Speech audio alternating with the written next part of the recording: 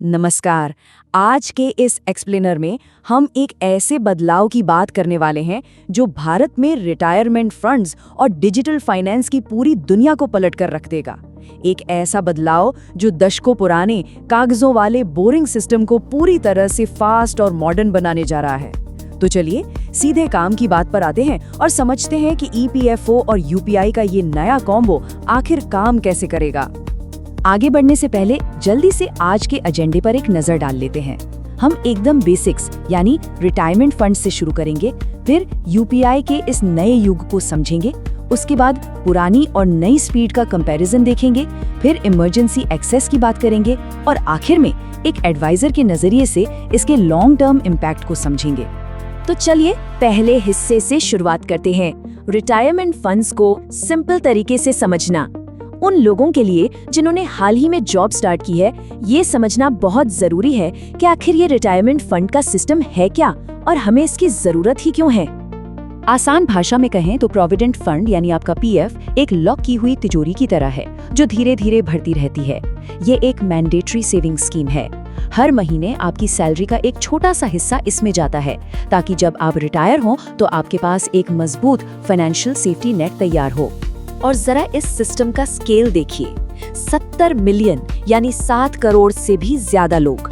Employees provident fund organisation यानी EPFO पूरे भारत में 7 करोड़ से भी ज्यादा मेंबर्स के लिए इस रिटायरमेंट इंफ्रास्ट्रक्चर को मैनेज करता है।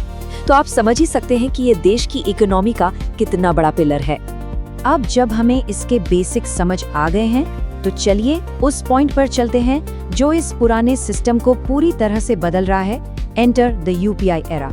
यहाँ सबसे बड़ी और एक्साइटिंग न्यूज ये है कि ईपीएफओ ने अपने सिस्टम में डायरेक्ट पीएफ विड्रॉल के लिए यूपीआई एप्स की टेस्टिंग सफलतापूर्वक पूरी कर ली है। जरा सोचिए, जिस यूपीआई का इस्तेमाल हम रोजमर्रा की छोटी मोटी पेमेंट्स के लिए करते हैं, वो अब सीधे इस विशाल रिटायरमेंट फंड सिस्टम से जुड़ रहा है। ये सच में एक बहुत बड़ा गेम चेंजर है। और ये काम कैसे करेगा?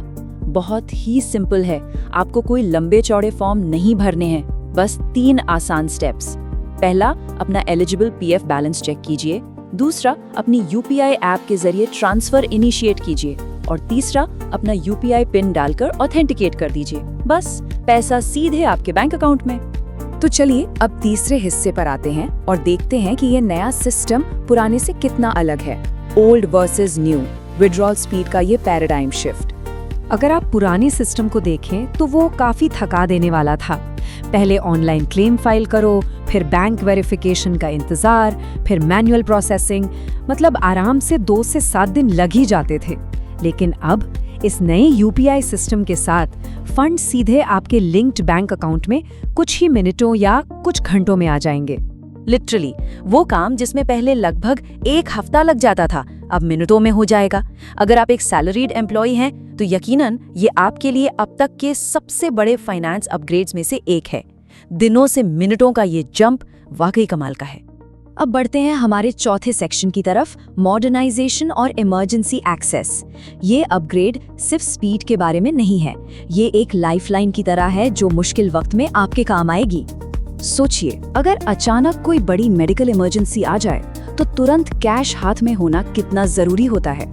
ऐसे मुश्किल समय में अपने ही सेविंग्स तक तुरंत पहुंच होने से परिवारों पर पड़ने वाला स्ट्रेस काफी हद तक कम हो जाता है। ऐसे में पैसों के लिए दिनों तक इंतजार करना किसी के लिए भी भारी पड़ सकता है। और इसी इमरजेंसी को ध्यान में रखते हुए ऑटो प्रोसेसिंग लिमिट को भी काफी बढ़ा दिया गया है। पहले जहां ये लिमिट सिर्फ 1 लाख रुपए थी, वहीं अब इसे सीधा 5 लाख रुपए कर दिया गया है। और सबसे अच्छी बात यह है कि ये बीमारी, एजुकेशन, शादी और घर से जुड़े खर्चों को कवर करता है ताकि जरूरत के वक्त आपको बिना किसी मैनुअल अप्रूवल के तुरंत पैसे मिल सकें। और हाँ, ये डिजिटल मॉडर्नाइजेशन सिर्फ यूपीआई पर ही नहीं रुकता। बहुत जल्द ईपीएफओ व्हाट्सएप इंटीग्रेशन भी ला रहा है। मतलब आपको अपना बैलेंस चेक करना हो, क्लेम स्टेटस जानना हो या फिर पुरानी ट्रांजैक्शन हिस्ट्री देखनी हो, ये सब आप व्हाट्सएप पर कर पाएंगे, वो भी अपनी रीजनल लैंग्वेज में। है ना कमाल की बात? अब आते हैं हमारे आखिरी सेक्शन पर, the advisers long term view. अब थोड़ा एक फाइनेंशियल एडवाइजर के नजरिए से सोचते हैं। जब भी कोई चीज इतनी आसान हो जाती है तो हमें उसके लॉन्ग टर्म इम्पैक्ट को भी देखना होता है।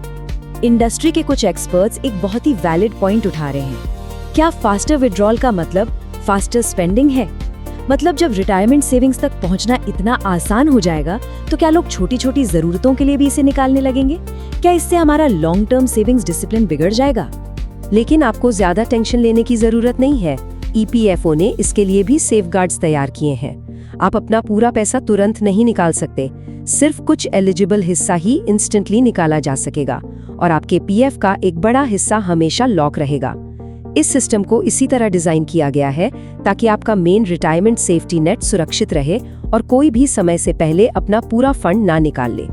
तो ये सब हमें एक बहुत ही जरूरी सवाल पर लाकर छोड़ता है। जैसे जैसे यूपीआई इंडिया का मेन फाइनेंशियल रेल बन रहा है, क्या ये डिजिटल कन्वीनियंस हमारे रिटायरमेंट डिसिप्लिन पर भारी पड़ेगी? हम कैसे इस जबरदस्त डिजिटल स्पीड का फायदा भी उठा सकते हैं और साथ ही अपने लॉन्ग टर्म फ्यूचर को भी सिक्योर रख सकते हैं? ये एक ऐसा सवाल है जिस पर हम सबको सोचना चाहिए। आज के इस एक्सप्लेनर में हमारे साथ जुड़ने के लिए आपका बहुत बहुत शुक्रिया।